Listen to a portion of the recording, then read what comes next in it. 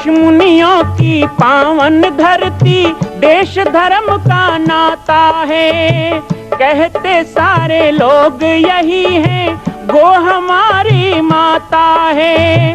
जाग उठो ओ भारतवासी, जाग उठो ओ भारतवासी, गो पर छुरियां चलती हैं।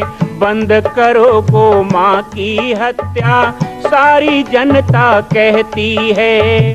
बंद करो गो माँ की हत्या, सारी जनता कहती है।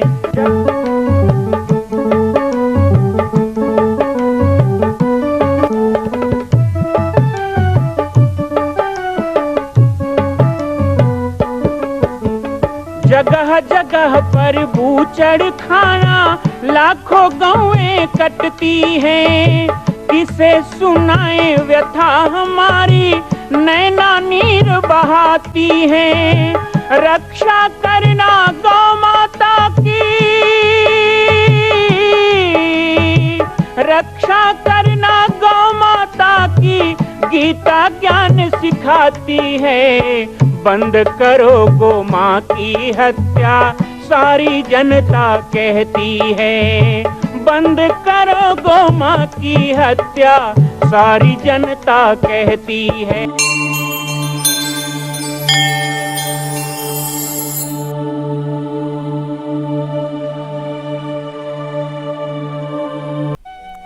जय सिया राम, जय गौ माता, जय गोपाल।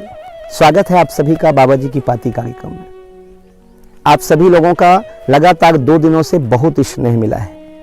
हमें प्रतिदिन ऑनलाइन सत्संग में आप लोगों ने बहुत अच्छे अच्छे विचार, बचपन की यादें कार्यक्रम के लिए दिया है। बाबा जी की पाती में 2 दिन से हम अपने बचपन की कुछ यादें आप सबके साथ बांट रहे हैं। ये प्रसंग प्रारंभ हुआ मंगसा वाले गुरु जी के जिज्ञासा के ऊपर। सबकी इच्छा थी, विशेषकर माताओं बहनों की इच्छा थी कि हम कुछ ऐसी बातें बताएं जो आप लोगों को पता नहीं है। संभवतः मैंने भी अपने जीवन में ये बातें किसी के साथ बांटी नहीं। पहली बार इस कार्यक्रम के माध्यम से आप सबके सम्मुख में अपने ही जीवन की बातें कह रहा हूँ, और साथ ही साथ मैं स्वयं अपने बचपन की यादों को याद करके आनंदित हो रहा हूँ, और आशा करता हूँ कि आपको भी इस कार्यक्रम से लाभ मिल रहा होगा। आज के कार्यक्रम में हम आप सभी लोगों को कुछ पिछले प्रसंग याद दिलाएंगे। सबसे पहले भाग 1 और भाग 2 में हमने आप सबसे विषय बताया कि किस प्रकार के परिवेश में हमारा बचपन पला। बचपन से ही रामचरितमानस पिताजी के द्वारा और बहुत ही सुंदर सुंदर भजन मैया के द्वारा हमको प्राप्त हुआ। साथ ही हमसे बड़े 2 भाई और हमसे बड़ी 1 बहन, उनका भी प्यार दुलार सब कुछ मिला। बहुत भरा पूरा परिवार और गोधन से संपन्न परिवार। मुझे जहाँ तक उम्मीद है कि जिस घर में मेरा बचपन बीता है वहाँ कम से कम 100 से ऊपर गोधन था, और उन गायों का दूध दही घर में खूब होता था। मैया घी बनाती थी, और वो सभी पंचगव्य का प्रकार हमने बचपन से देखा, जिसके बारे में आज हम बोलते हैं। कुछ ऐसे होते हैं कि बोलते तो हैं लेकिन उनको अनुभव नहीं होता है। बाबा जी की पाती कार्यक्रम में ही जुलाई 2020 में हमने आप लोगों को पंचगव्य पंचामृत, गौ पंचामृत एक कार्यक्रम कई भाग में दिखाया। अभी भी आप लोग सर्च करेंगे तो YouTube चैनल में आपको गौ पंचामृत भाग 1, भाग 2, भाग 3, 5 आपको मिलेगा, जिसमें हमने दूध दही घी के बारे में, गोमूत्र गोबर के बारे में पूरा पंचामृत बताया। और विशेषकर रसोई में जब दूध पहुंचता है तो उससे हम कितने प्रकार के कामधेनु पदार्थ बना सकते हैं, पंचामृत बना सकते हैं, वो सभी हमने बताया। लेकिन ये सब सीखने की जो बातें आई तो कहीं ना कहीं बचपन में जो हम देखते हैं वो पूरे जीवन में हमारे ऊपर वो असर डालता है। तो पंचामृत के प्रति, गोधन के प्रति प्रेम, ये कहीं ना कहीं एक बचपन के संस्कार में भी रहा। हमें याद है कि जब हम ही नहीं, हमारे और भी भाई बहन और भी घर में जो बच्चे होते थे, हम बहुत सारे बच्चे होते थे, जब स्कूल जाने के लिए तैयार होते थे तो मैया हमको बढ़िया मोटा रोटी बना करके देती थी घर का, और वो मोटा रोटी के साथ कटोरी में घी, ताज़ा घी बना के देती थी। और कभी कभी हम यदि घी को खाने में आनाकानी करते थे तो हमें डांट भी पड़ती थी, और मारने की भी धमकी दी जाती थी कि मार पड़ेगी, इतना घी खाना होगा। तो ऐसे घी खिलाया जाता था, घर की रोटी खाते थे। उस समय बाजारवाद नहीं था। आज हम सीधी बात कहें कि बच्चों में जो जिद्दीपन आ गया है, बच्चों में जो बचपन से कमजोरी आ रही है, बच्चों में जो नैसर्गिक सोच की कमी आ रही है, कहीं ना कहीं बाजारवाद हावी हो गया। और आप अपने बच्चों के मोह के कारण बच्चों को वही सब चीज़ें देते हैं जो वो मांगता है, जो वो टीवी में देखता है, जो मोबाइल में देखता है, वो एड कंपनियों के द्वारा देखता है।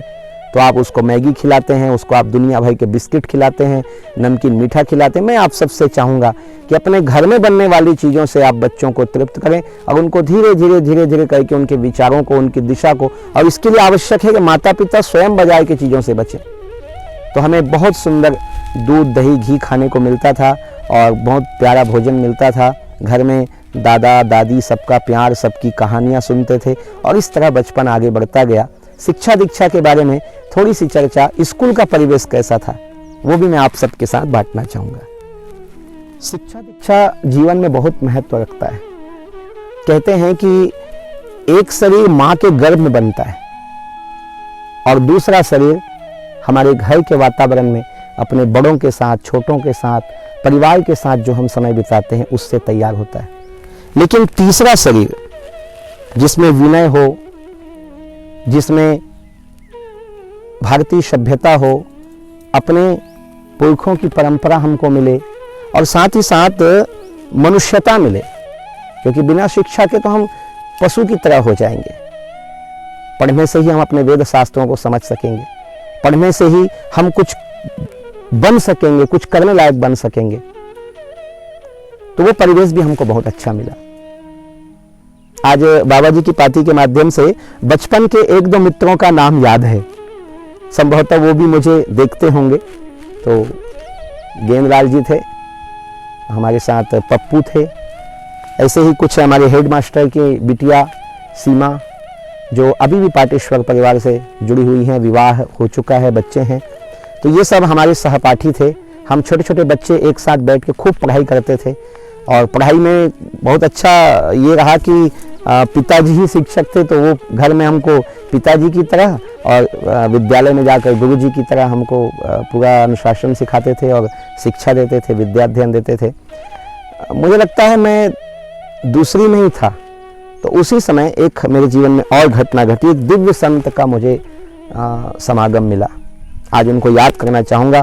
ब्रह्मलीन छत्तीसगढ़ के गांधी कहे जाने वाले संत कवि पवन दीवान जी। कौन नहीं जानता पवन दीवान जी को। पवन दीवान जी की उन्मुक्त हंसी, पवन दीवान जी की खिलखिलाता हुआ चेहरा सबको याद है। भगवान की कथा पे भी उतनी पकड़, राजनीति पे भी उतनी मजबूत पकड़, और इसके साथ साथ वो एक एक किसान का दर्द जानते थे। इसीलिए छत्तीसगढ़ के विकास के लिए, छत्तीसगढ़ निर्माण के लिए उन्होंने संघर्ष किया। माँ कौशल्या का नाम पूरे विश्व में जाना चाहिए। छत्तीसगढ़ माँ कौशल्या की जन्मभूमि है। राम हमर भांचाए, ये नारा गुंजाने वाले मेरे आदर्श रहे संत कवि पवन दीवान जी। उनकी कविता का एक एक शब्द हमारे हृदय को छू लेता है। हमारे ग्राम जन्मभूमि ग्राम पथरी में कमल गौटिया जी के यहाँ उनका आना जाना बहुत होता था। गर्मी के दिन में वो विश्राम करने के लिए 8-10 दिन रुकने के लिए भी पथरी गांव में आते थे। तो ऐसे ही एक समय की बात मुझे याद आती है। कथाओं में सुनते हैं वेद पुराण के कि कहीं दुर्वासा ऋषि आए, कहीं नारद ऋषि आए। मेरे जीवन में पवन दीवान जी का आना कोई उनसे कम नहीं था। तो पवन दीवान जी आए हुए थे, तो सभी बच्चे कहते थे शाम को कि वहाँ चॉकलेट मिलता है।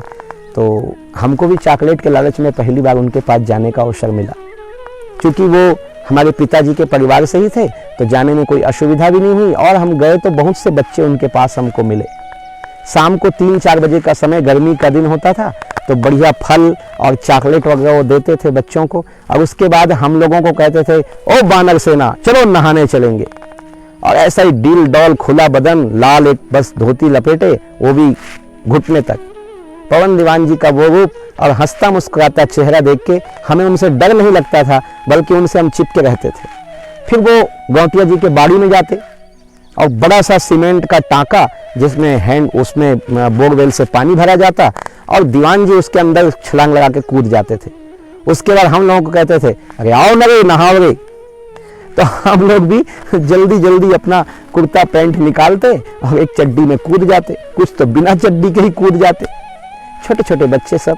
और ऐसे 8-10 बच्चों के साथ फिर वो मस्ती करते हमारे साथ, खूब आनंद लेते। उसी में हमको तैराते और कभी कभी तो उठा के पटक देते हम लोगों को। तो पवन दीवान जी का कुछ 2-3 दिन का साथ मुझे मिला और उनकी कथाएं भी सुनी। वो छोटी छोटी कहानी सुना के हमको गुदगुदाते थे, हंसाते थे, खेलते थे। तो वो मेरे जीवन का एक बहुत स्मरणीय क्षण रहा और मैं प्रणाम करता हूँ ऐसे ऋषि का आगमन मेरे जीवन में हुआ।